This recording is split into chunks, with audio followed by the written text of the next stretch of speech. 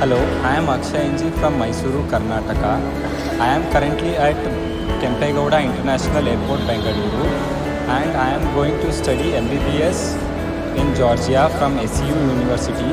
I go to the consultancy from Guru Sir from KMC Consultancy.